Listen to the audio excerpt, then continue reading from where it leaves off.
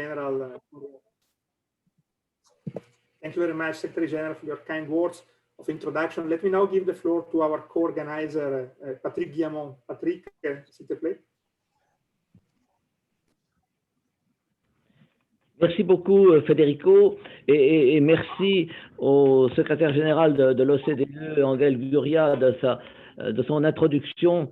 Nous sommes très heureux et très fiers à la FERDI d'avoir pu co-organiser avec le Centre de développement cet événement important. Federico m'a demandé d'introduire le professeur Ocampo qui va faire la présentation générale de cette session de cet après-midi. Et je suis très heureux de le faire parce que je connais José Antonio depuis longtemps. Il est bien connu de tous ici, à la fois pour ses travaux et pour les multiples et importantes responsabilités qu'il a exercées à l'échelle internationale et à l'échelle de son pays. Effectivement, il a été jeune ministre des Finances en Colombie. Il a été le secrétaire exécutif de la fameuse CEPAL, la Commission des Nations Unies pour l'Amérique latine. Il a été USG, c'est-à-dire en français, secrétaire général adjoint des Nations Unies pour les affaires économiques et sociales. C'est ce qu'on appelle maintenant UNDSA, ce qui est un poste extrêmement important et stratégique. Il exerce beaucoup d'autres activités, professeur à Columbia, membre du directoire de la Banque centrale de Colombie, mais il est entre autres aujourd'hui le président du CDP, du Comité for Development Policy, en français le Comité des politiques de développement, qui est le plus haut comité en matière économique et de développement qui est placé auprès des Nations Unies et plus précisément auprès de l'ECOSOC.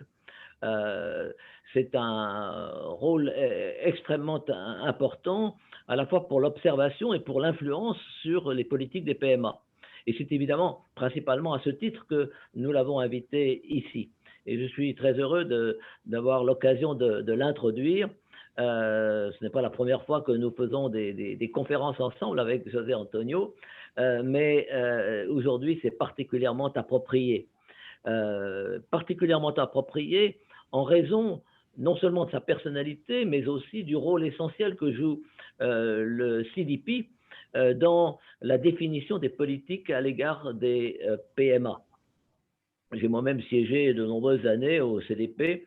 J'étais plus spécialement chargé de suivre l'établissement et l'application des critères d'identification de la catégorie, mais aujourd'hui, et sous la conduite de José Antonio, le CDP assure auprès de l'ECOSOC de plus en plus un rôle de suivi, de conseil et d'accompagnement des PMA dans leur évolution et dans leur graduation. Je crois que c'est un rôle essentiel et nous sommes très heureux d'entendre tout de suite José Antonio Ocampo. Well, thank you to the OECD for this invitation and to Patrick for that very kind introduction. Let me also, of course, greet the Secretary General of OECD, Angel Gurria.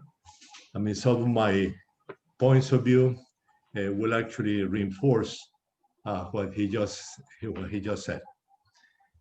Let me say that CDP has, of course, the essential responsibility to do the follow-up of the LDCs. Next year, we will have meetings, particularly in the case of graduating countries.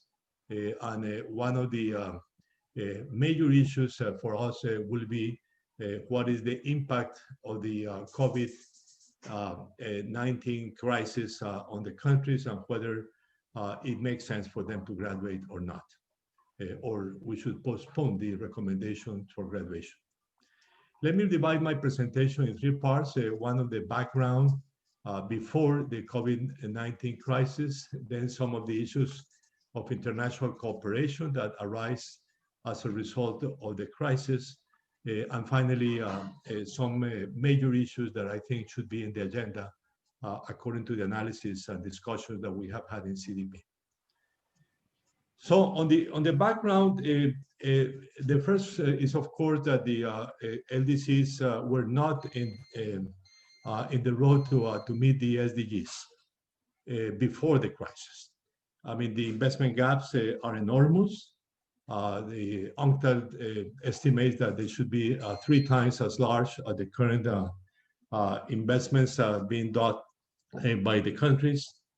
The tax to GDP ratio of these countries is low, around 15% of GDP on average, but some cases less than that, and which is, of course, highly insufficient for them to reach higher investment goals. ODA is particularly critical for these countries. They represent, on average, about 10% of the GDP of these countries. So it is worrisome that actually ODA has been stagnating in recent years, and hopefully they will not fall this year as a result of the pandemics and the policies adopted to measure that. Furthermore, very few countries meet the 0.7% ODA target, and even less the 0.15 to 0.2% of GNI target for LDCs, which is only on average about 0.1%. That is about half the level of the commitments. Some of the exports preferences have been working well, but generally for a few countries, basically some of the Asian LDCs, notably Bangladesh, but also Cambodia and Myanmar. Remittances, of course, are very critical for some countries, notably Haiti, but also Nepal and Lesotho, among others. As the Secretary General already mentioned, there is a projection by the World Bank that they will fall about 20% this year. FDI and private capital flows in general represent a very minor proportion of the financing of these countries. Again, a point that was already made by the Secretary General. And very importantly, these countries have significant debt problems. According to the latest estimate of the IMF, 5 LDCs are in debt distress, and 14 are in high-risk debt situations. Actually, out of the 8 countries that they estimate that have debt distress, 5 are LDCs. And out of the 27 at high risk, 14 are LDCs. So in a sense, about a bit more than half of the countries in trouble in terms of debt are LDCs. This leads us to the major issues, international cooperation. Let me say in that regard that the most important, because of my previous remarks, is what is going to be done with debt, the debt of LDCs. The debt suspension, the debt service suspension initiative, which was extended for 6 more months, was of course a step forward, but it's too little for the problems.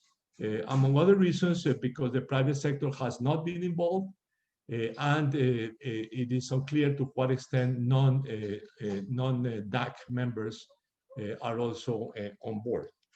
Therefore, it is important to think of a broader or a stronger debt initiative, and I think the world and the G20 in particular should consider an initiative which is closer to the older initiative, the HIPIC and the multilateral debt relief initiatives that were adopted in the late 20th and early 21st centuries. So that is a very particularly important issue that should be in the agenda.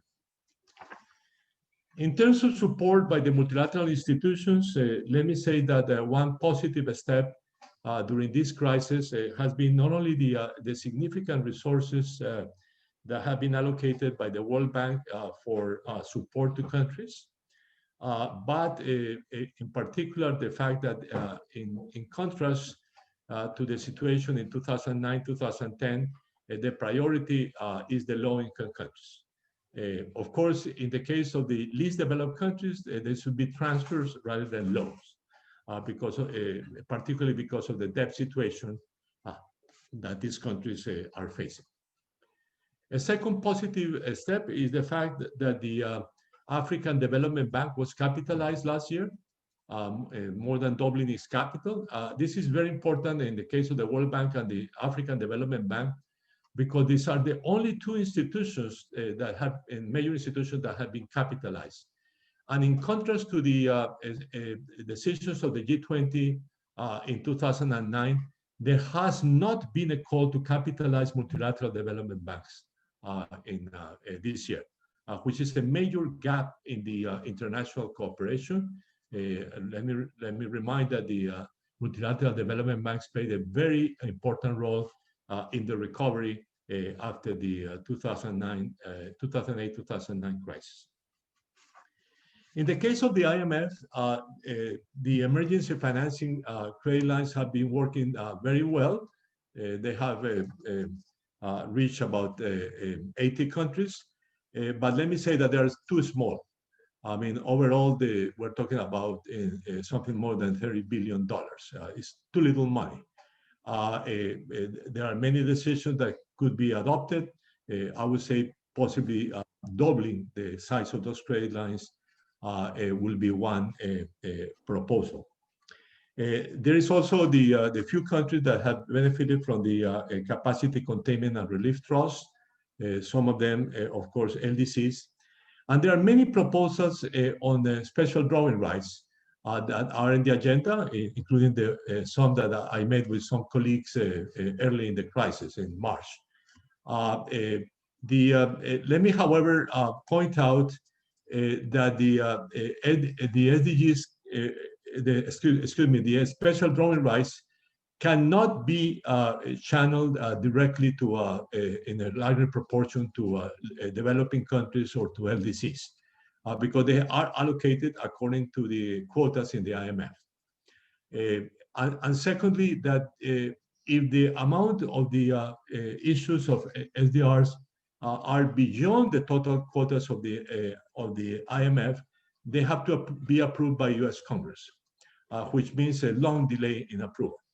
That's why those of us who have made proposals that I think are viable indicate that they should reach something like $500 to $600 billion, no more than that, and that the mechanism has to be designed to allocate the SDRs that are not used in order to funds that can benefit low-income countries, possibly also as some developed countries, European countries in particular, have been done in the past. They could be channeled to ODA,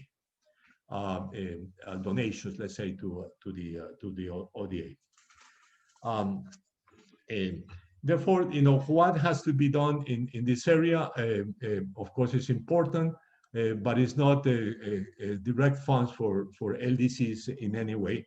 And let me say that the United States continues to veto the issuance of a special drawing rights.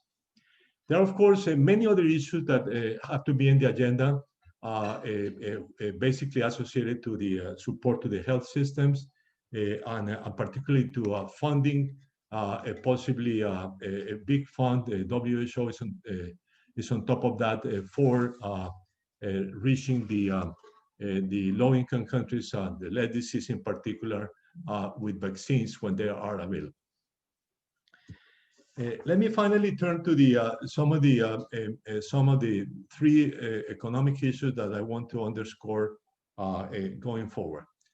The first one is the importance of an aggressive policy for promoting, for expanding the productive capacity of these countries. CDP has consistently made in recent years the statement that expanding productive capacity is the major development issue for these countries, and that therefore it should be the organizing framework for the program of action that will be decided in Doha in January 2022. So it's absolutely essential that this issue should be in the agenda, and how to promote it for us is the major contribution that the world can make to LDCs. The second issue is reducing the digital divide. Given the fact that not only for work, but also for education and even for health. The access to digital technologies is absolutely essential, and there is a huge gap between access of people in LDCs, which is about 20% or less, relative to the standards of other developing countries, and of course of high-income countries. And finally, we have also been underscoring the need for a global risk pooling reserve fund to manage climate risk. And the climate risk of the LDCs in particular. Many LDCs are highly vulnerable to climate change, and therefore what can be done in this area is absolutely critical. And therefore a global fund that will support them will play a very important role in that regard. I conclude then my remarks, and again, thank you very much for the invitation and the pleasure to be with all of you today. Thank you.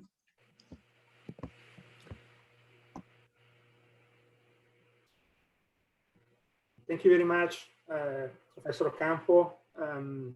If you allow me, I will now ask Patrick to introduce the moderator of the panel. Patrick, s'il te plaît.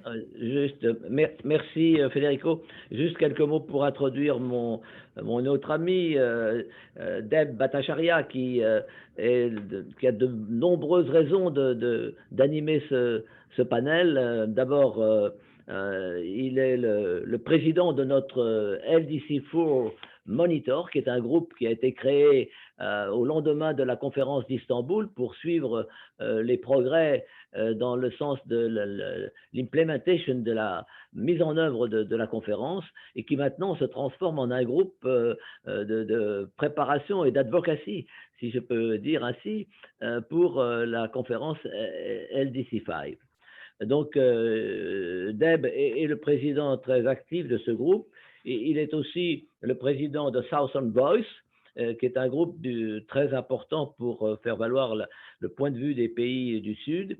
Et puis, il est le Distinguished Fellow du CPD, ne pas confondre avec le CDP, qui est le Center for Policy Dialogue à Dakar, qu'il a créé autrefois.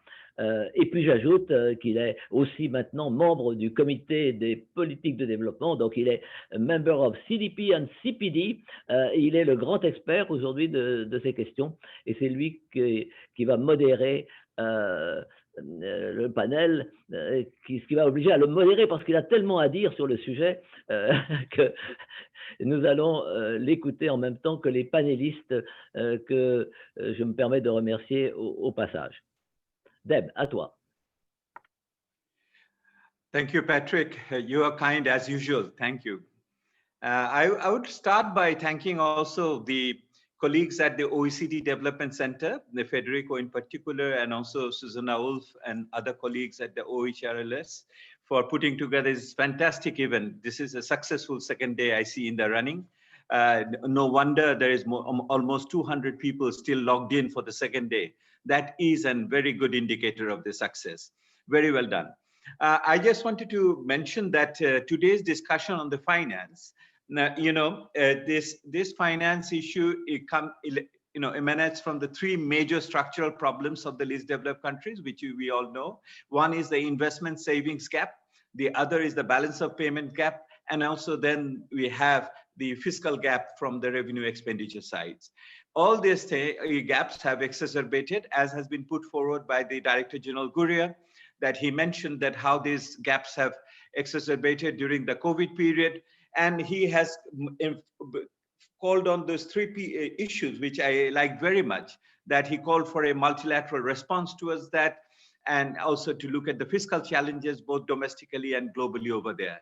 And my, my chair of the CDP, Jose Antonio, has taken the issue further, and he has come up with very specific, very specific analytical solutions to this current scenario, and looking at both from debt, debt management to SDR to other multinational, the global issues, including vaccines, public resources, and he's concluded by focusing on the issue of the productive capacity development as the analytical framework. And then he mentioned about the new digital divide, which we are all experiencing, and of course, the issue of climate finance. I will come to that. But let me tell you that I have the privilege of moderating 7 magnificent, this magnificent word goes with the 7 somehow, experienced and erudite speakers who have direct knowledge about the realities on the ground, and they come from different sectors.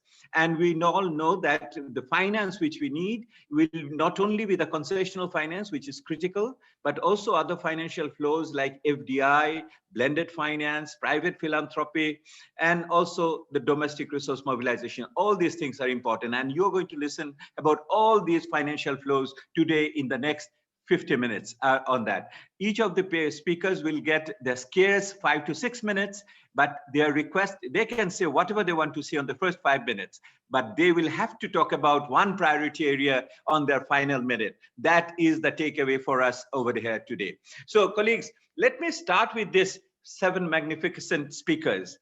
And the first and foremost speakers will be, to kick off, we have an esteemed minister from a developing country, Minister Silse Bekele, from the Minister of Water, Irrigation and Energy from the Federal Republic of Ethiopia.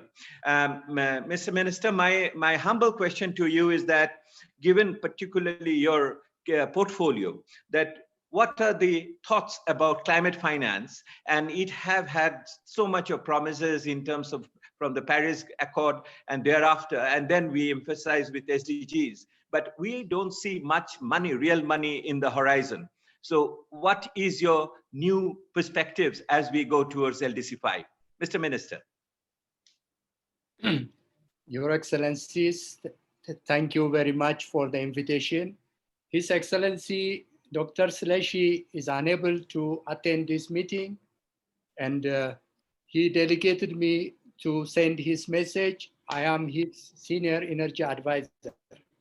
So you are very welcome, sir. Please share with us the message you have brought from the minister. Yeah, Honorable Angel Guria, Secretary General of OECD, distinguished UN representatives, panelists, ladies and gentlemen. First of all, I would like to thank the organizers for inviting me as a panelist at this conference. Distinguished guests, ladies and gentlemen, in recent years, we are witnessing and facing global challenges. During the period 2010 until now, the LDCs continue to suffer devastating impacts from natural hazards, including flooding, landslides, cyclones, hurricane, earthquake, and drought. The damage and losses from climate-related disasters have increased in severity over time. For example, in addition to the current COVID-19 crisis, Ethiopia and other Eastern African countries have now faced climate shocks, where unexpected heavy rain and devastating flood is occurring until this month, and displacing nearly 6 million people in 8 Eastern African regions. This incident is opposite to 2019 situation, where Ethiopia faced drought and landfall on the east coast of Africa due to cyclones. In addition to the above challenges, the desert locust is at present invading some part of my country, Ethiopia, and damaging a lot of growing crops in many areas, despite the ground and aerial control operation.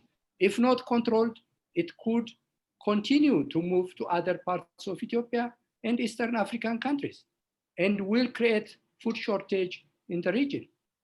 In general, we are already severely affected by the climate change, as a result of which the lives of millions of Africans are at stake at the climate change, of which the lives of millions of Africans in the Horn of Africa, including Ethiopia, this year and last year. All these multiple challenges thus are alarming issues to be tackled, which we have real impact on many people, lives and environment on which they depend. This climate challenge in turn will affect the recovery from COVID-19 and the timely implementation of the SDG. Back in 2015, the international community committed to achieve the Sustainable Development Goal by 2030 by realizing this ambitious agenda in the given time frame would require filling an estimated annual financing gap of 2.5 trillion in developing countries alone. Thus, it is crucial to develop financing for development process centered around supporting the following up to the agreement and commitment reached during the major United Nations conference. The Addis Ababa Action Agenda, which was launched in 2015, subsequently called upon a broader mobilization of resources, including private ones. 5 years on, progress remains slow and uneven. And now COVID-19 pandemic upend life as we all know it. It's making a financial contribution from international community limited as the focus has shifted.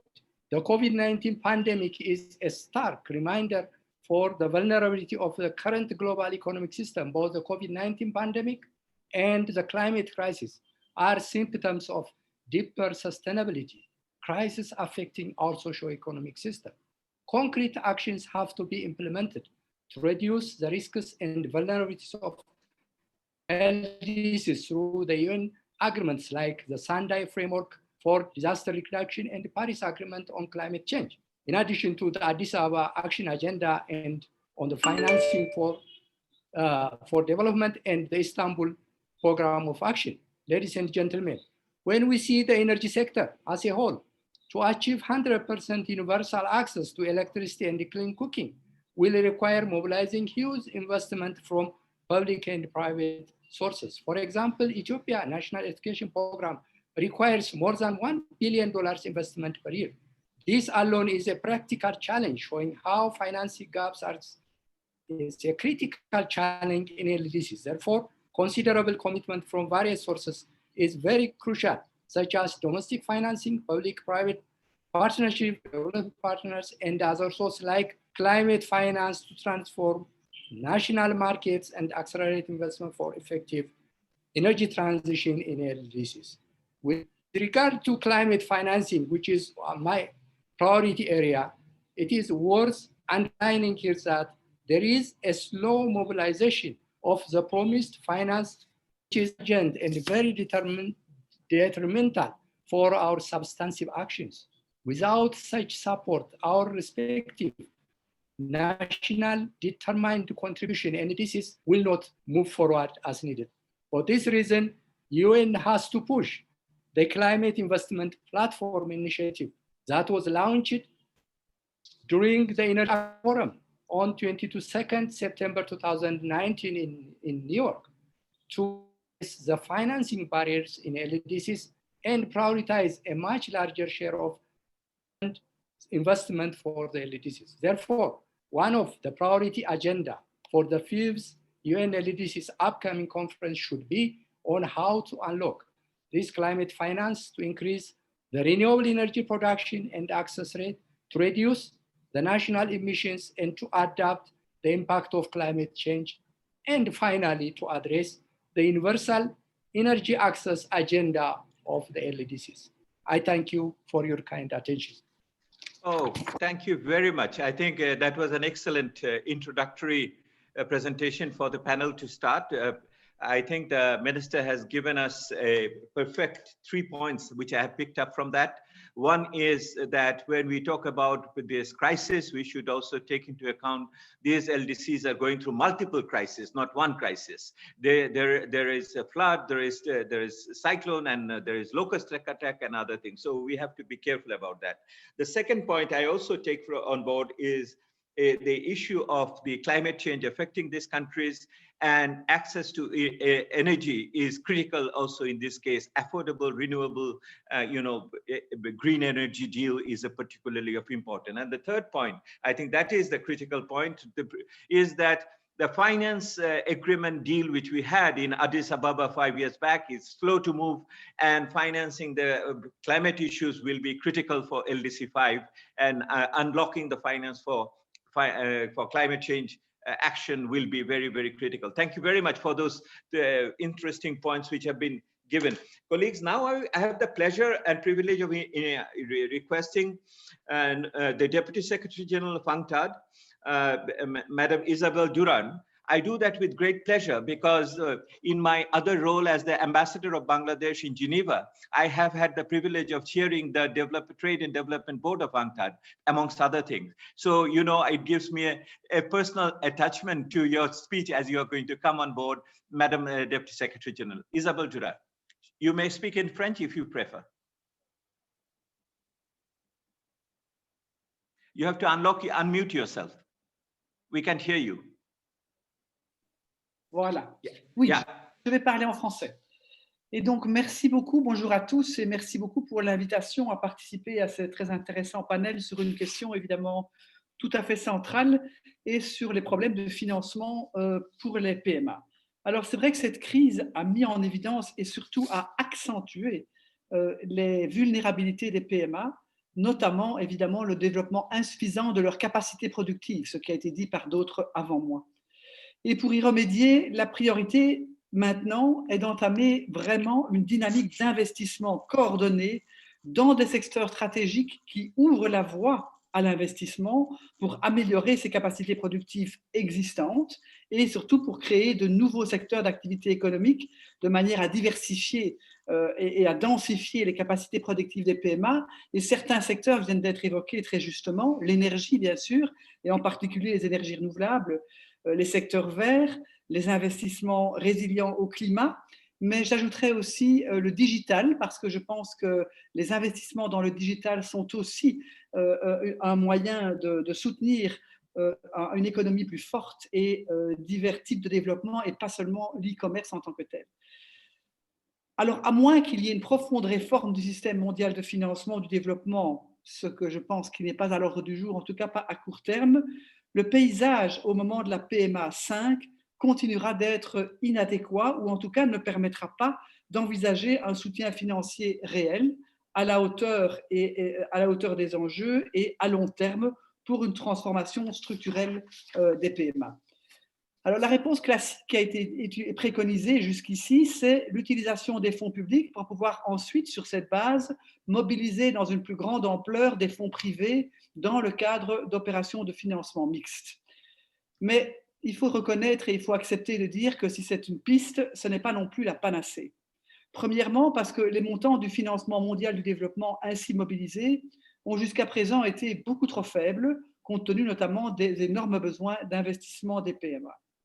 Deuxièmement, parce que dans ce système mixte, rien n'assure que les investissements ainsi mobilisés contribueront vraiment à apporter cette transformation structurelle ou qu'ils seront vraiment alignés sur les priorités nationales. Et enfin, troisièmement, la gestion de ces flux dans le financement mixte crée une énorme complexité en termes d'instruments et d'acteurs impliqués, une complexité qui est inversement proportionnelle aux capacités institutionnelles des pays bénéficiaires, pour lesquels la complexité institutionnelle devient un frein supplémentaire. Et donc, la priorité pour les PMA, c'est une mobilisation des financements mondiaux en leur faveur. Comment y arriver? Je mentionne ici quelques éléments conduisant à un système global de financement qui répondrait aux impératifs de développement. D'abord, l'idée d'un plan Marshall. C'est dans l'ADN de l'OCDE de créer un vrai plan Marshall pour les PMA. Cela témoignerait de l'ampleur des efforts nécessaires pour opérer un changement durable dans ces économies. L'argument principal, évidemment, c'est qu'il ne s'agit pas d'une forme d'assistance. Alors, on ne va pas faire la comparaison avec le plan Marshall précédent. Il faut en créer un ad hoc, si je peux dire. Donc, ce n'est pas une assistance, évidemment. C'est plutôt un investissement dans une résilience systémique qui, au final, profite à tous. Nous le savons aussi, les PMA sont, comme on pourrait dire, le battle group des ODD. Si les ODD, et surtout après le COVID-19, si les ODD n'avancent pas ou reculent, ce qui est d'ailleurs probable ou possible si nous ne réagissons pas, c'est clair que tout le monde paiera l'addition et pas seulement ces pays-là. Deuxième chose, rendre l'aide publique au développement plus efficace. Plus efficace parce que les pays donateurs se sont engagés à consacrer 0,15% à 0,20% de leur revenu national brut à l'aide pour le développement au PMA, mais regardons les chiffres avec lucidité, les niveaux actuels ne s'élèvent qu'à environ 0,09%. On est évidemment très loin du compte. Et dans ce contexte, il est important d'accroître le décaissement d'aide publique au développement lié entre autres au climat, à hauteur des montants promis suite à l'accord de Paris en 2015, mais en veillant à ce que cela s'ajoute aux autres formes d'aide publique au développement.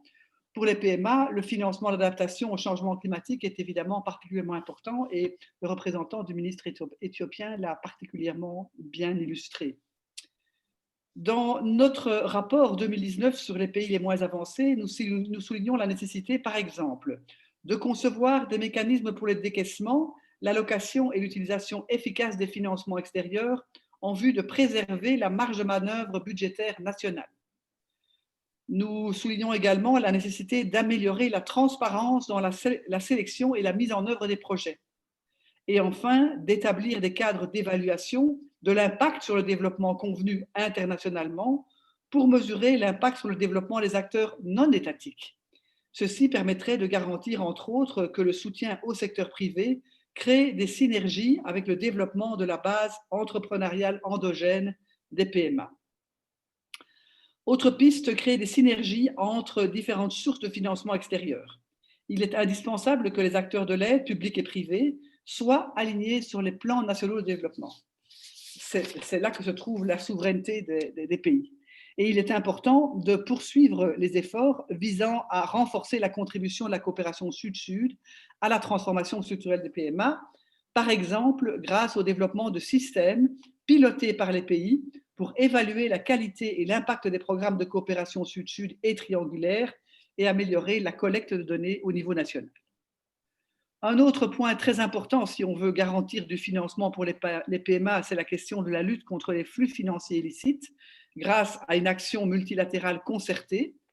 Ceci requiert évidemment l'engagement multilatéral et la collaboration et doit comprendre le recouvrement et le rapatriement des biens injustement acquis. Et vous savez que la CNUSET travaille beaucoup pour le moment sur la mesure et la méthodologie pour essayer d'arriver à pouvoir objectiver cette question des flux financiers illicites.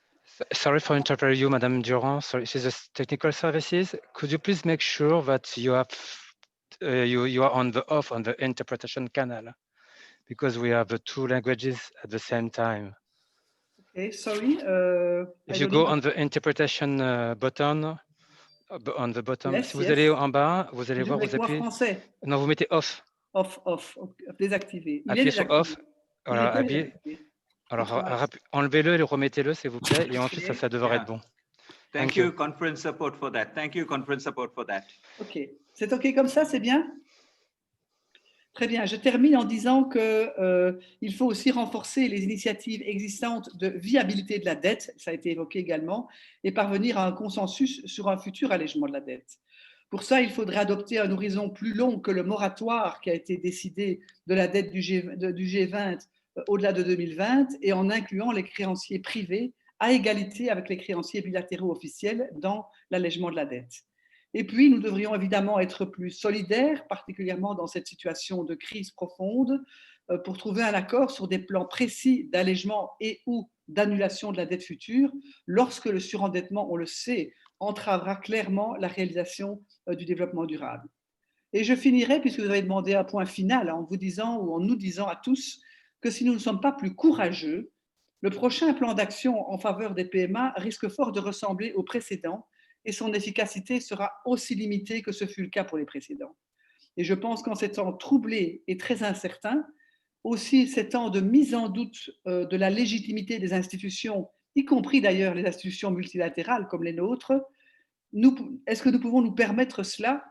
Je ne le pense pas. Poser la question, c'est y répondre, et je pense que la question du courage dans l'ambition des propositions à faire est centrale. Je vous remercie de votre attention. Madam Deputy Secretary General, that was great. These are the moments I really feel myself really inadequate, that I do not follow French so well, but I can say that everything was not lost in translation. What I fully agree with you that you are now picking up again also the capacity, productive capacity building as the integrating framework where we all agree, both the CDP, UNCTAD and others very much. And I also like the thought that you also remind us about the traditional sources of finance, the 0.15% GNI for the LDCs, which is critical, that whilst we, for the pursuit of the new fund, we do not forget the traditional one. But what really captured my imagination is your proposal for the new Marshall Fund plan for in the post-COVID situation, if I got it right. And you're hammering the issue that there is no, within the multilateral system and elsewhere, even if we have the funds, it does not necessarily mean that it will flow to the LDCs, you know, the dedicated funds to the LDCs. So whether the LDC5 can become the champion of a new Marshall Plan for the LDCs, that is something we can see and we can promote further. Colleagues, thank you very much, Madam Secretary General, for that. Let me invite Cohen Doens, the Director General for International Cooperation and Development in the European Commission, sitting in Brussels. Obviously, it's a hot seat at this moment, definitely. But I'm sure that Madam Cohen has definitely different kinds of perceptions about perspectives about the Mr. Cohen has the different kinds of perceptions about what's happening in the world at this moment, sitting there in Brussels with a very important institution who had been such a good friend of the LDCs. We go back to the Brussels thinking our duty-free, quota-free market access was granted during the Brussels conference even, and I cannot really forget those days walking around in the street. Please, sir. The floor is yours. Thanks. Thanks a lot. Thanks a lot, Deb. And I remember those days as well. And I think Isabel remembers those days too, of that famous LDC conference in Brussels. No, really a pleasure to be here with you. Actually, I'm not in Brussels. I'm sitting at home close to Mechelen, but that's not far away. Well, you are still within European Union, sir. You are still within European Union. The COVID measures are everywhere exactly the same, I think. No, really a pleasure to be here, and I'll try to stick to the 5 minutes that I was awarded by making maybe 3 or 4 main comments. I mean, the first one for me is that as we see with the major crisis we are going through now, the socioeconomic impact and the health impact of COVID, is that ultimately we cannot just isolate the LDCs from all the rest. Not only does it touch LDCs, UMICs and high-income countries, but the real answer to overcome this crisis probably needs to come from the whole lot as well, from governmental and non-governmental sources, from public and private. And so to a certain extent, I think that the sustainable development finance landscape must be crowded, must be varied. And of course, because if not, we will not muster, let's say, the clout we need to support the LDCs. But it also means that there's a huge challenge when it comes to coordination, because when it's crowded and when it's varied, it tends to be chaotic. It tends to lose the steer that is required, and that's for me a key point. Which brings me to my second point, which is there the public side does have a key role to play. I'm personally very interested in the work that is ongoing on the INFFs, the integrated national finance frameworks, because it's a crucial starting point to allow countries to map what are the financial flows, the financial means that come in various shapes and form at play. Secondly, I think that the public sector does have a role, and then ODA is part of that, to precisely leverage other actors and their capital precisely in a useful way. And there, I do think, and we have plenty of examples how blending and guarantees definitely can play in LDCs as well. We can make ODA through mixed finance work for the LDCs. I make a link to the debt issue there, because obviously, as you know, Europe is and European member states are incredibly forward-leaning when it comes to debt rescheduling, debt forgiveness in the Paris Club, in the G20. But we also know from the talks we have with partner countries that they look at the debt issue with mixed feelings. On the one hand side, it is absolutely needed to create fiscal space. On the other hand, we absolutely need to avoid that the knock-on effect of this is basically that following a downgrade by the credit rating agencies, they are subsequently cut off from the financial markets.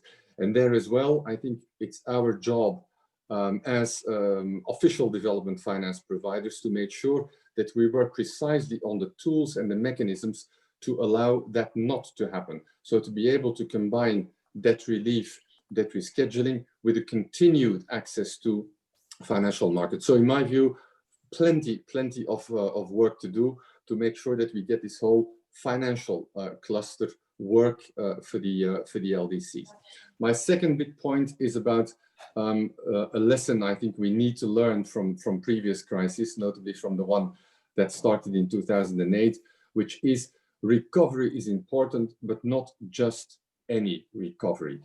We always use the word sustainable recovery, and I think that automatically we slip towards stressing a lot recovery and not enough stressing sustainable. And it's very good because I think that the world there has shifted to make sure that what we do is sustainable in economic terms, in financial terms, in environmental terms, and in social terms. And I'll come back to that last one. So it's a bit what my president Ursula von der Leyen had put forward at the Financing for Development conference in May. It's this idea of a global recovery initiative that is green, digital, socially just, and resilient. That brings me to my third big point, which is once we get the politics on that right, the political mobilization, then of course we need to translate that. It can only work if we subsequently articulate strong policy options. And I think that there's a lot of work needs to be done by us with partner countries on the kind of reforms that need to be done, that can be done, and how we can accompany those reforms so as precisely to make that recovery, sustainable recovery, happen and workable also in LDCs. And that brings me to my final point, and you asked for one point to stress particularly. And for me, it is really inequality. I think it is the top priority we need to keep on our mind. I think because of COVID, the whole health, human development part is on our radar screen. Because of what's happening on climate change and the whole green angle is on our agenda.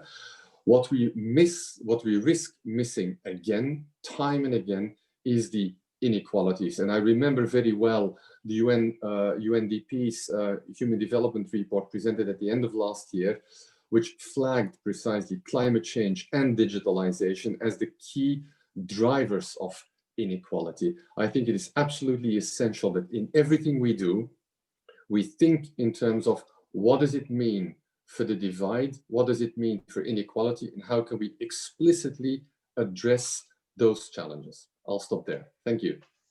Oh, DG Doan, that was a gem of ideas in that way, both your 3 points and also the priority which you have highlighted. I think, colleagues, one thing is coming out very strongly from the discussion, starting from the SG Gruer's point and then Jose Antonio's point, that this is a systemic issue. LDC5 cannot be only about LDCs. It has to be about the world which we are going to live in. And these are all interrelated. That is what DG Doyens has mentioned. I think he has also pointed out that it is important, the traditional sources, but it is also more important to leverage other forms of finance through the public finance, ODA scarce resources. That is, leveraging is a very critical point.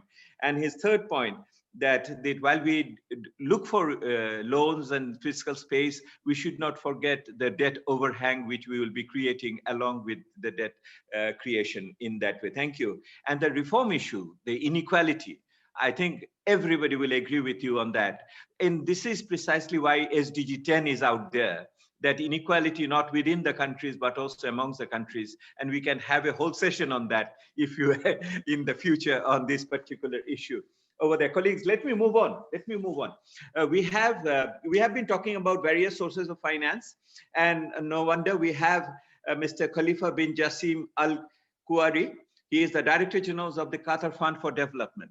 And these are the new sources of finance we had been all talking about in different times and different forms. And today we have Mr. Khalifa bin Jassim to tell us all about it. Sir, the floor is yours. And it will be very interesting to know how your sources of finance can link up with the sustainable financing, scenario which we are all talking about. How does it all fit in? And how does the LDCs benefit from it? Please, sir. Thank you, dear. Distinguished panelists. It's an honor to be here today amongst you for this panel that sets the stage for the 5th UN conference on LDCs that will be in Doha, Qatar next year.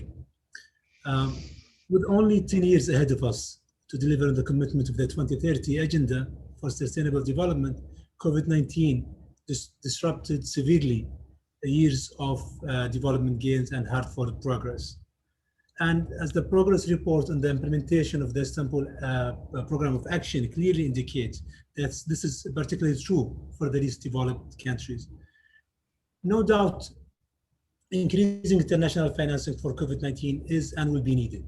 But it's not only about more financing, it's about having better financing and effective finance. So this requires from us to consider the important lesson learned from previous investment in international cooperation. For example, for the reason to recover from COVID-19 or overcome the vulnerabilities of the LDCs or achieve sustainable development goals. As a donor and Qatar Fund for Development, we learned two main lessons. And when it comes to financing recovery or risk mitigations, focus on resilience building and keeping local communities on board. So Qatar Fund for Development has provided contribution to over 30 countries to prevent and mitigate the impact of COVID-19. Yet we have also focused on strengthening the health system preparedness in several countries, such as Sudan and Jordan. Investing in risk management, preparedness and resilience building is a core to our planning to ensure that countries are more resilient to future shocks and be able to recover faster and in a sustainable manner. We're particularly proud to implement a 100 million pledge by the State of Qatar for climate change adaptation and mitigation, with a special focus on addressing the devastating impacts of climate change on the LDCs and SIDs. Yesterday, for instance, we have signed an MOU with the Global Green Growth Institute, through which many projects related to the LDCs that will be concluded, and many other partnerships are coming on the way as well. The second point, which is keeping local communities on board, as articulated by the Busan Partnership Agreement, effective development cooperation needs to be people-centric and respond to national priorities. The local community has the knowledge, understand the challenges, and know which of them the most pressing. Therefore, putting local communities at the core of action is key to ensure local ownership of development initiatives and that they are built on local communities' real needs. For example, we have the partnership with the UNDP in creation the Accelerator Labs, a network of 60 innovation labs in 78 countries across the globe. Through these labs, we stimulate socially acceptable and locally sourced innovative solutions adapted to community needs that address urgent humanitarian and development challenges. In reference to the increasing financing for the sustainable development, there is no doubt that the donor community needs to boost effort to tap to the potential additional financing mechanism. As we all know, official development assistance simply is not enough. It's important, but limited resources for development. Traditional form financing is shrinking with the increase of the budgetary pressure on public aid providers. Hence, tapping into the potential for new innovative partnerships that adopt a new innovative financing mechanism to help fill this financial gap is a key. For example, at Qatar Fund for Development, we work with on the Life and Livelihood Fund. It's a 2.5 billion budget, a cooperation between Qatar Fund for Development, Bill and Melinda Gates Foundation, Islamic Development Bank, and other donors, with a joint vision to raise some of the poorest LDCs out of poverty. So the idea here was to provide access to affordable financing for social development by pooling grant resources from regional and international players with the market-based ordinary project financing to make it more affordable for country. So this is blending substantially more fund at constitutional rates. Also, public-private partnerships is another innovative option that we can tap to. Debt swap, for example, the Debt to Health program from Global Fund is another model that we are considering. So tapping into new innovative financing, I think, is one of the things that we need to do more. Thank you very much. Thank you, Your Excellency Al-Kuwari. I think we have moved on with the debate now from the traditional finance of ODA and leveraging to innovative financing, particularly coming from the sovereign wealth funds and other southern providers, I will call. And the southern providers are putting in, if I got it right, $2.5 billion over there. And if LDCs can benefit from that, particularly with your focus on risk mitigation and resilience and health issues and climate change. So the right focus in that way. And I think everybody will agree that your emphasis on involving the local community in the spirit of the Busan agreement over there, and your focus on private-public partnership, that is the leveraging issue. Thank you very much, His Excellency Al-Kuwari. Let me move on to one of my very dear colleagues, Sarah Sewaniana. She is the Executive Director of the Economic Policy Research Center in Uganda and is a member of the Southern Voice. So with great pleasure, I would like to call upon Sarah. And the challenge is, Sarah, that everybody is talking about the international finances in various ways, but the fact remains the tax GDP ratio remains very low in our countries, in the LDCs. And how do you see this tax issue can be managed both through international cooperation and domestic reform? Sarah, the floor is yours. Thank you so much. Good morning, good afternoon, and good evening, everybody. I really do appreciate the fact that we are invited to be part of this high-level panel. We do appreciate the support that we've gotten as LCDs from different international organizations, especially when it comes to the tax reforms. We really do appreciate that. We have been able to register progress. However, this progress, we need to really to see how best you can consolidate the progress as well as sustain it. And the COVID has, I think, demonstrated to us that we need to do a little bit more to ensure that we can have our own domestic resources. Having said that, I think there are certain areas which I think we really need to focus on if we are to really help the LCDs to have effective tax systems, which are inclusive and as well as which do have good governance. In the area of capacity strengthening, we do appreciate the capacity strengthening that has been done. However, we need more capacity strengthening in terms of taxation for extractive industries. This is a new area, especially in terms of those countries which have discovered oil. We need some capacity building in that for us to be able to understand the complexities that are involved in taxation at different value chains. We also do appreciate the support towards building systems around improving our tax systems. We do have several systems. We focus so much on building systems, coming up with initiatives here and there, but at least we need to see how best can we make the existing systems more effective. If I take the example of Uganda, we now do have, which is really common to most of the LCDs, there is a lot of use of technologies. This is well appreciated. However, we all know that technologies do get out of date, and we need to see how best can these countries continue upgrading their technologies and so on. We do have, we also do appreciate the support that has been offered in terms of supporting South-to-South cooperation. I think this has to really continue.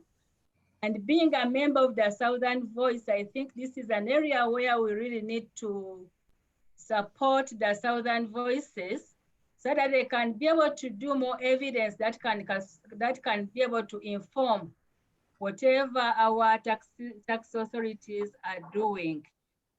We also need to, I know some of these things have been talked about, improving transparency, minimizing corruption, all this we know. But I think we really need to do more to ensure that transparency is really realized. We need to be able to support the measuring and monitoring progress of the tax systems. On Wednesday, we are really looking at measuring vulnerability. But I think even here, we really need to see how best can we measure and monitor progress of our tax systems. To me, coming from Uganda, I think this is an area which may not necessarily be a problem in Uganda, but it could be a problem across the LDCs. We need to invest more in the generation of statistics, and these statistics should be able to be understood by the policy makers so that we can continue improving our systems. In terms of the takeaway from this, I think we need to see how best can we help LDCs to have effective tax systems that support or promote inclusivity. That is very, very critical because we've seen where we do reforms, and the reforms, instead of promoting inclusivity, we promote something else. And then the other one, which is my takeaway, is really COVID has taught me that we need to build resilient systems. When we had a global financial crisis, we were so happy as LDCs that we said, okay, we are not financially integrated in the global level. And we celebrated that. But I think what COVID has demonstrated that we really need to build resilient systems. Thank you so much for listening.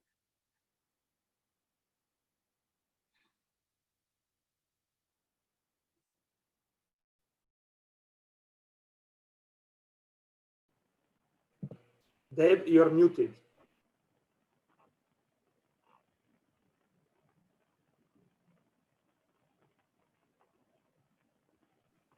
Yes, thank you. Thank you, Federico, for that. I get so engaged with listening to all these fantastic speeches that I forget that I need to unmute myself. Okay, what Sarah has, Dr. Sarah Sevaniania has put forward to us is the importance of domestic resource mobilization. But she has also brought to the fore that this has to take into account the new sources which are emerging in the countries, particularly the extractive industry, which she has alluded to.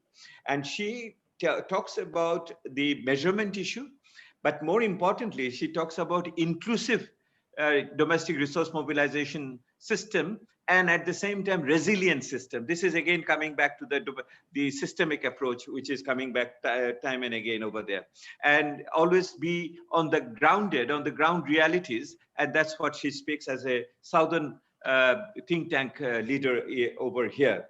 So having dealt with the domestic resource, let us move on to another form of finance, the foreign direct investment, and also partly the aid for trade. And we have my good friend, Dr. Ratnakar Adhikari.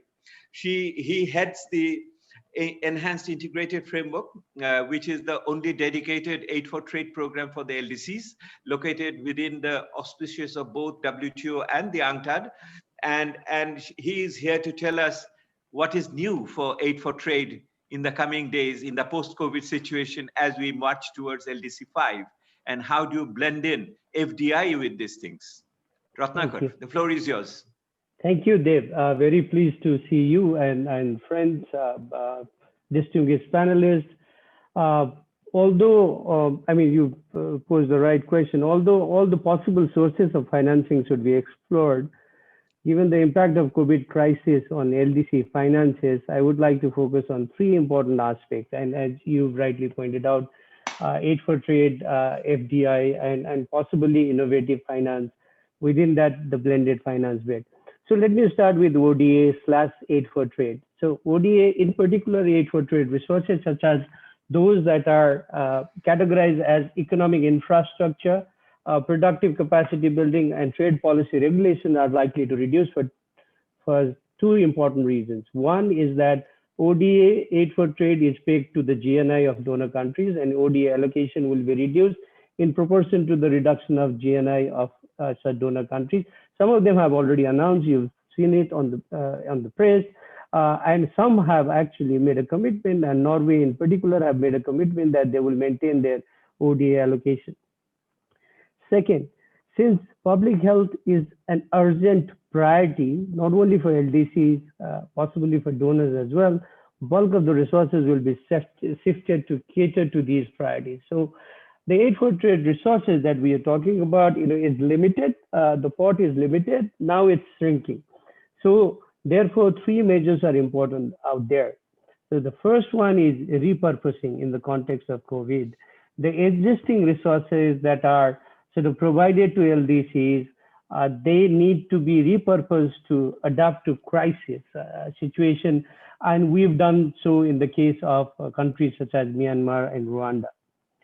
Second is the leveraging aspect, which DG Quinn highlighted eloquently, and I don't need to go into the details of that, of existing resources and partnership in order to be able to help LDCs to mobilize resources. We are already doing this in the context of COVID with UNCTAD in the case of Vanuatu, and with ITC, International Trade Center, in the case of Gambia.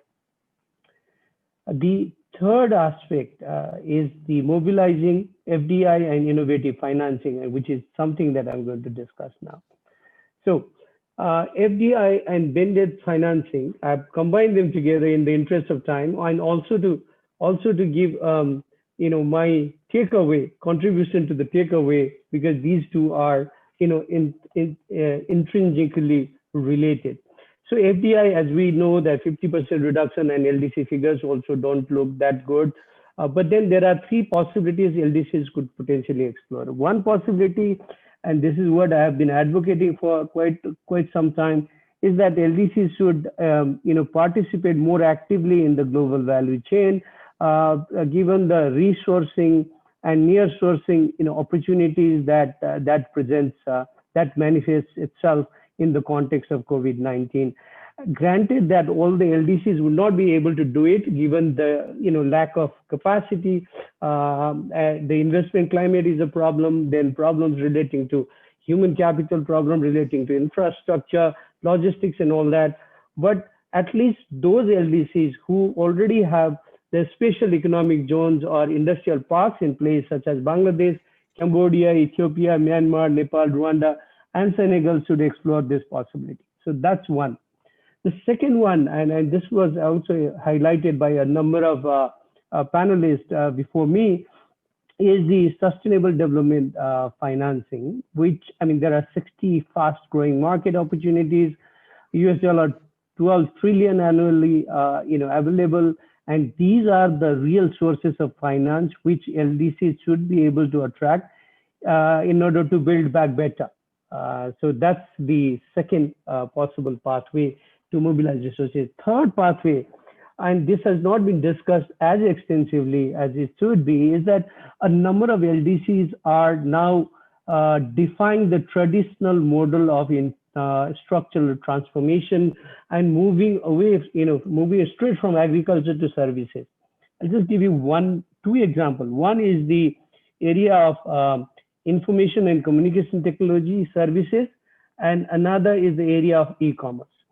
So some LDCs, in particular, I can name them: Afghanistan, Bangladesh, Burkina Faso, Nepal, and Senegal have been exporting ICT services in recent past, which as a percentage of total services exports are higher than the global average of 10.5%, with Bangladesh going all the way up to 19%, Nepal 18%. So these figures are huge, and they should be able to build on the success that they have already achieved to further advance their foray into the ICT market.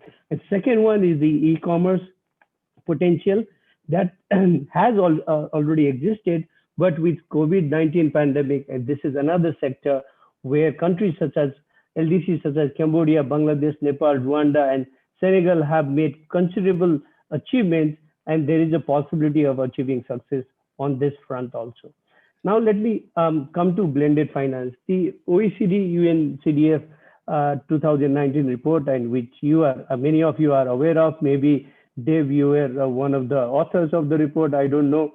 It suggests that only 6% of the private finance mobilized by ODA finance benefits LDCs. So therefore, it is extremely important, but looking at our own work here in the EIF, where we are supposed to leverage additional resources out of 223 million that we've supported so far in 51 countries, we've been able to mobilize 100 million US dollar out of 223 million.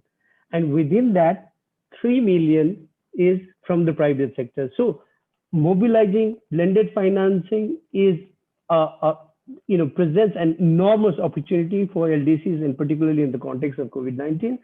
But it's easier said than done. So therefore, it is important for us to partner with SDG 500, and we've been doing that, and global public partnerships to accelerate funding of SDGs and making important strides in testing blended finance approaches, including bamboo capital and others. Finally, with these words,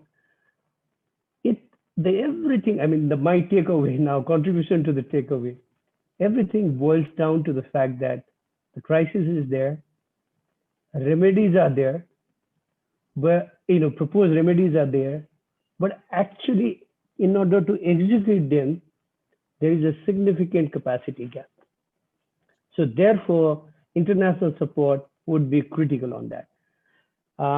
In line with SDG 17.5, which talks about building capacity of investment promotion agencies to be able to mobilize foreign direct investment, the international community should create a well-endowed FDI facility. Possibly it could be called Aid for Investment, or by expanding the remit of Aid for Trade agenda to support LDCs to build and or strengthen their capacity to attract FDI as well as blended finance.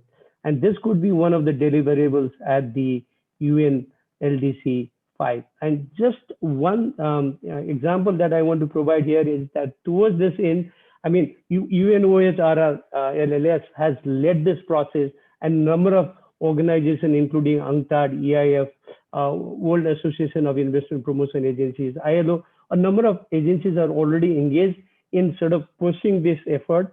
But within that, we have identified a quick win and partner with WIPA to provide capacity building support to 20 LDCs, very targeted capacity building support to 20 LDCs, targeting the investment promotion agencies and some of the trade ministry officials, those national implementation unit that EIF have on the ground.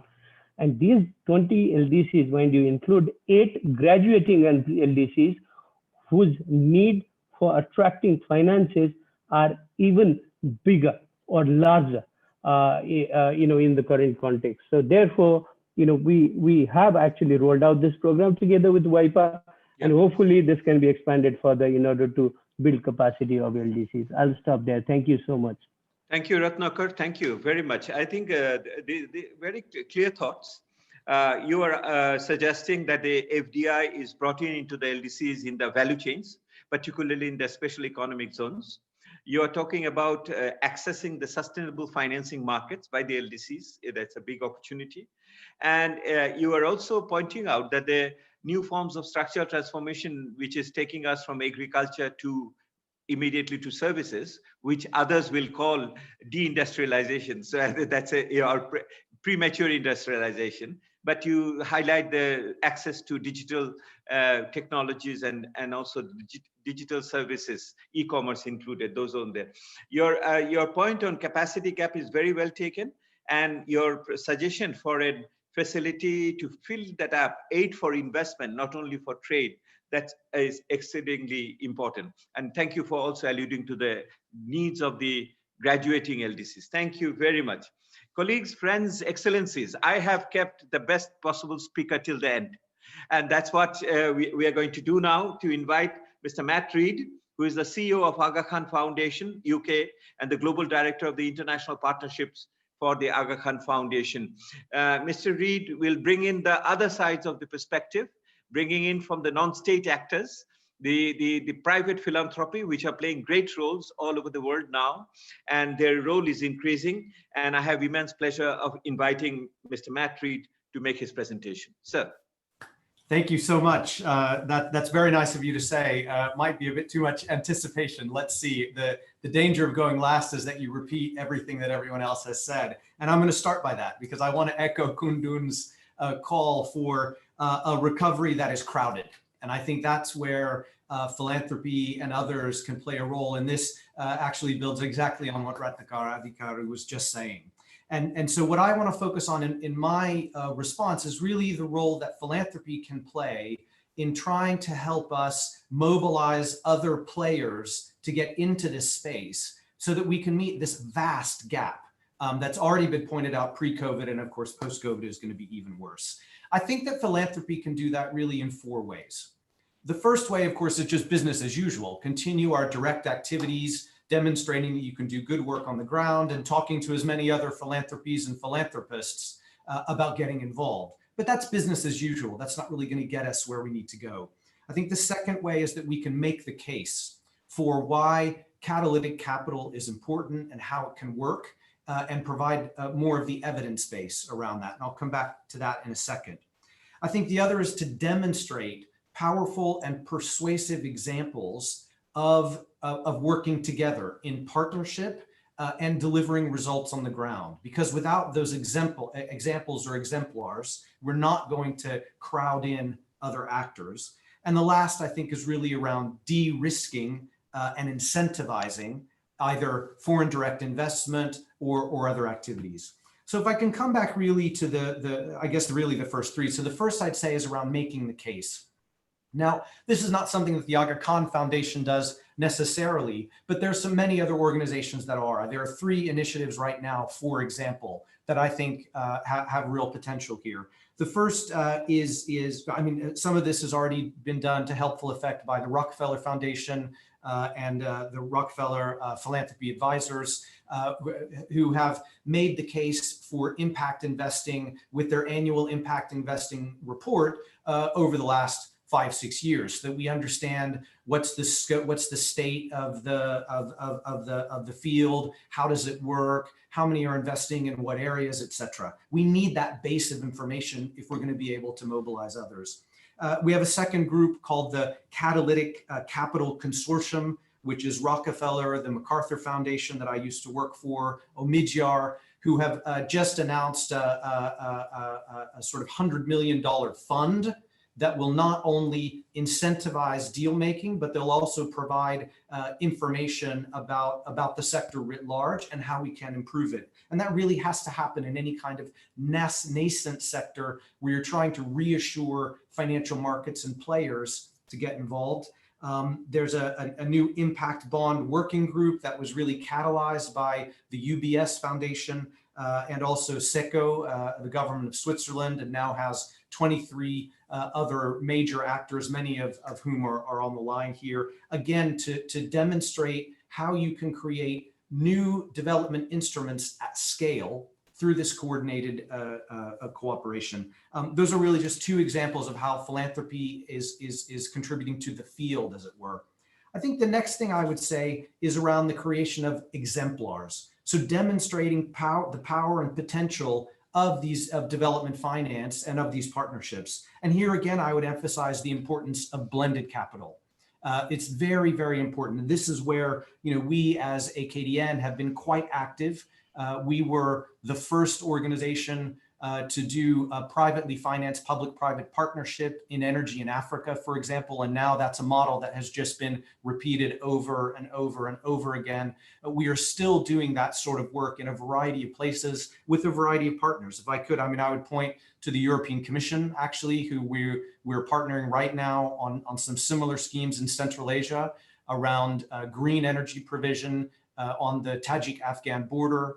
We're very close to something, again, blended finance approach, public-private partnership in Afghanistan for green, clean energy, etc. We've also worked very productively with the Agence Française de Développement around social infrastructure, which I think is going to be even more important now as we move into a pandemic response. This is where they've used very concessional blended financing, output-based aid financing, if you will, to finance a set of nonprofit hospitals and clinics that actually contribute to public response and have actually played a key role in the COVID response along with governments in the places we are. Just a couple of examples to show you how really innovative blended finance can work.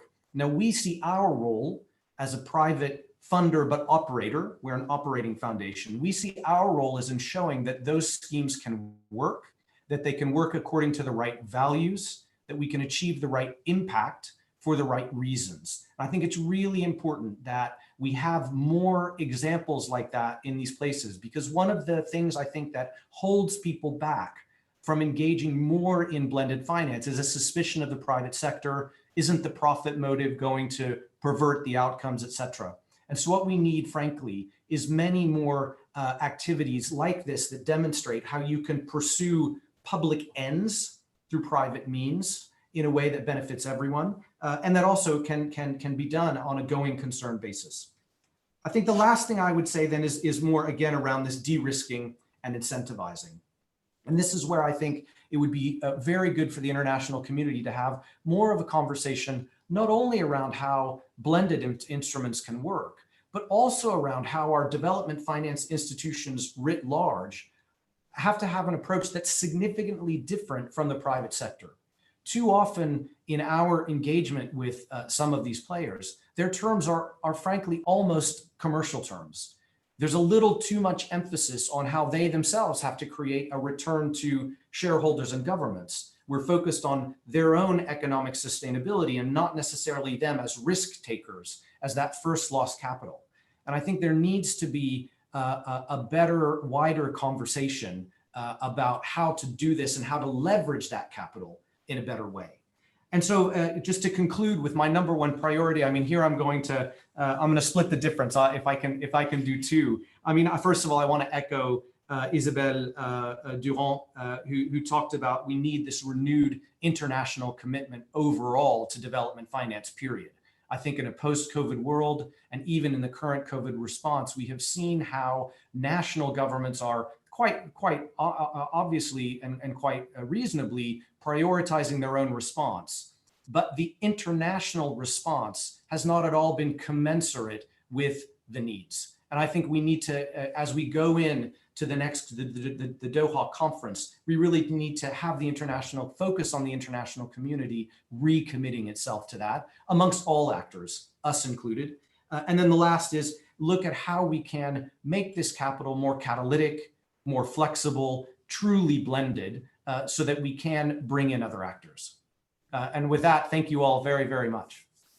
Thank you, Mr. Reid. I cannot but appreciate your last but one comment that the national governments has done quite a lot in response to mitigating the impact of the crisis. And we did not see commensurate, possibly till now, international responses in that context, in this respect. I think that is something which demands a bit more discussion, but I am afraid we have run today at this fag end. I won't be able to address. We won't be able to address that issue, but we will have to take it forward. But your point on that business as usual will not work. The impact financing is the way forward. Here we need to get into the blended financing and more innovative, and notwithstanding the risk, there are good examples which shows that it is working and it is being replicated and it is being also scaled up, and that's very interesting. And in your point that we need to take these things forward as we go to LDC5. In this connection, I want to tell you that in the chat box, there are a number of comments coming in. This is Valentina Bellesi telling that the new blended finance report, which is available, and where there are a number of promising instruments which have been done and located.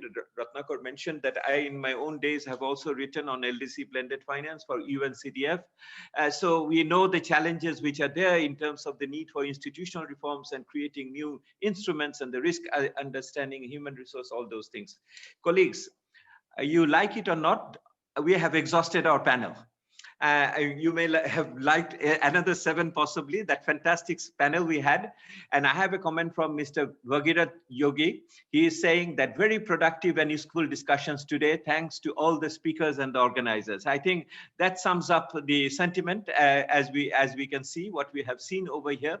And I would like to also, I can see many of my friends still here, more than 150 of them. I cannot recognize all of them by name, but I wanted to recognize the presence of Ambassador Ligoya, who is the ambassador of Malawi and the leader of the LDC group in New York. Ambassador, thank you very much for joining here today. Yes, very good for you. And colleagues, before I give this floor now to one of the most important person who is going to really lead the process up to Doha and who is in the hot seat.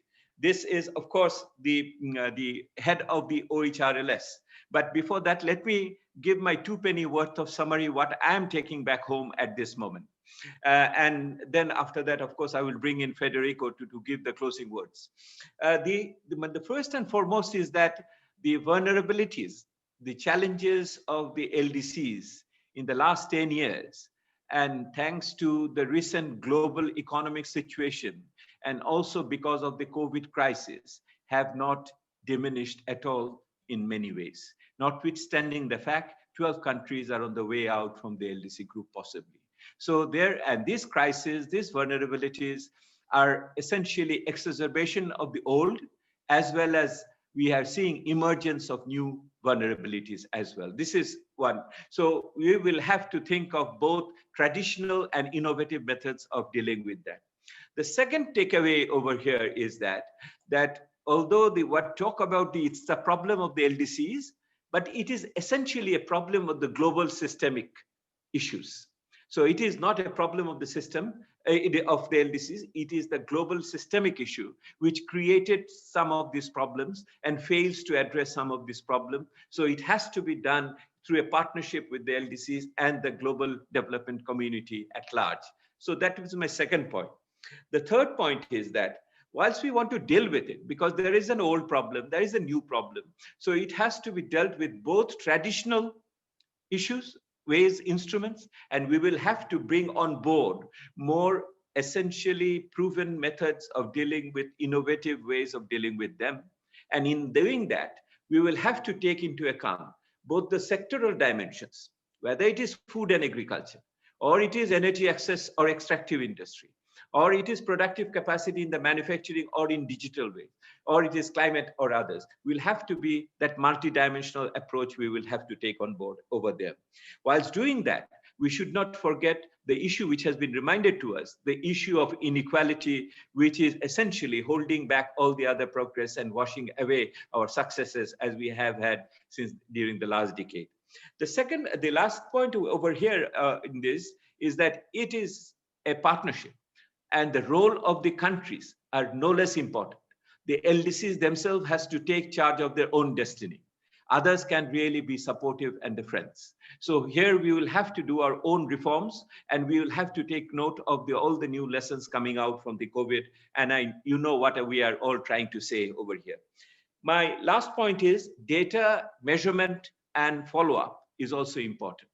And so till we go to the LDC conference, I think it will be important to collate all the data, to have a more consolidated understanding, and to give us a bit more clearer pathway in this, the variety of thoughts which we have. My general point to all is that there is two issues which are important. One is we need to develop our capacity to take advantage of all the opportunities. I think capacity development to take hold of the opportunities is important, and political will of the international community to enable that capacity is critical. And so I see the capacity development and the political will over there is so critical. Colleagues, thankfully, this answer is not to be given by me. This answer will come from the leaders sitting in New York with the OHRLS. We have created this facility precisely to give us that intellectual and guidance. And we have the head of the organization, the UN Under Secretary General, and the High Representative for the LDC, landlocked developing countries and the small island developing states, Madam Honorable Utoika Manu. She is here with us for the whole day, the whole session. She had been here the other day. She has heard it all, and she is going to show us the path as we go towards Doha. Madam, the floor is yours. Thank you very much. Honorable Ministers, Excellencies, ladies and gentlemen, colleagues and friends. First, I thank you for such a rich and insightful exchanges, and I also like to recognize the excellent facilitation and moderation of this meeting as well.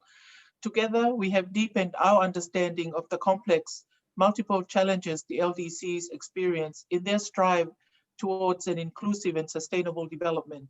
We deepened our understanding on how the COVID-19 pandemic not just threatens past progress, but how challenges now are deepened and amplified by multiples. We have been privileged to hear how from Togo to Afghanistan, Uganda, and Ethiopia on actions to shield their people, especially the most vulnerable, like small farmers and women and girls, from the worst effects of the pandemic. More than ever, we have all the evidence that LDCs need to increase resilience to a broad array of external shocks, and this adds to the already challenging task to overcome their many structural handicaps. I especially wish to thank Her Excellency Mr. Dosso from Togo for the most interesting presentation and explanation how government is striving to create home growth wealth. Truly, each intervention gives us a consistent and clear message. The LDCs need enhanced support. They need solid partnerships. This means that we must honor ODA commitments, engage in debt relief, and find new forms of finance. We had the chance to hear a range of views on what the priorities for the new program of action for the LDC should be. I think we got many very useful insights for further discussions that we will have next year in many formal and informal settings, as I mentioned on Wednesday. We must renew our partnerships with the LDCs. A renewed partnership with the LDCs must look and go beyond enabling LDCs to graduate from the category. As I've said in my opening remark, our key challenge is to do all it takes so that we do not leave the LDCs behind. We urgently must overcome the major inequality gaps LDCs face. Our shared task has to identify and agree on concrete measures capable of achieving just that, capable of giving the tools to the LDCs and their peoples to be part of a bright future by building on their own strengths. Only if we all and together stay engaged can we shape a new blueprint for the sustainable development of LDCs to be adopted by member states in Doha. Once again, I wish to express our gratitude to the government of Qatar for agreeing to host this once-in-a-decade conference and for their generous support of the preparations. We must be ambitious. The new program must be ambitious. We must address urgent recovery efforts, build back better, build back inclusively, and truly aim for a decade for action in the LDCs. Excellencies, ladies and gentlemen, I thank you, all of you, for participating in this important event. Once again, I thank all our co-organizers and their staff who work relentlessly to make this a very useful event and to make it happen. We very much look forward to deepen our collaboration. I also want to recognize the 58th anniversary of the establishment of the OECD Center, Development Center, and we very much look forward to deepening our collaboration. I thank all the excellent speakers, moderators, and panelists. Thank you for so generously sharing your precious time and ideas with us. You have my commitment that we will take your ideas, your experience, and suggestions forward on the road to Doha. We count on your commitment to be part of the solution. Last but not least, I thank all the participants. Please help us spread the word that the LDC5 conference is a unique opportunity to make a real difference in the life of the people of the LDCs. Thank you. Thank you, Honorable Utoika Manu, for that excellent, I think, concluding remarks. And we greatly appreciate your commitment, expressed commitment on a road to Doha for a new blueprint for the LDCs, for a brighter, prosperous, and more sustainable, equitable, inclusive future, as you can say. Colleagues, Madam, you have mentioned about the OECD Development Center's 58th anniversary. I have in the chat box a comment from Vesi Kasap, writing, it is very meaningful to have a meeting of LDCs on the same day of the 50th anniversary of the OECD Development Center's establishment. My colleagues at the OECD Development Center, I hope will take it on board quite seriously and explore its feasibility. Colleagues, it is now my pleasure to say goodbye to you. It's not a pleasure in that sense, but I really enjoyed the session. I thought it was a very substantive one and a very meaningful one, and thank all the organizers and ourselves for being part of it. And it will be my privilege now to hand it over to the master of the ceremony, to Federico Bonagiulio, who had been masterminding this process. That's why you are all here today. Federico, your closing words, and we say goodbye. Thank you, Dave. I will just say a few words because everything has been said, and it's really a pleasure to see that on a Friday afternoon we still have 140 participants listening to us, and we had more than 200 on Wednesday. As it has been said, today is the 58th anniversary of the establishment of the OECD Development Center. We were established upon the will of President John Fitzgerald Kennedy, who in an address to the Canadian Parliament said, the OECD needs to establish a place where developed and developing countries can sit as equal to dialogue and study the issues of development. And I think that this meeting today is a fulfillment of that dream, is a fulfillment of that mission. And we look forward to continue this partnership. When we started to plan this conference, I said to my friends, to Patrick, to you, to Jody, to Suzanne and the others, I want three kind of missions, three objectives to consider this meeting a success. Relevance, diversity, and inclusiveness. Relevance meaning we discuss issues that matter, and I think that we did it.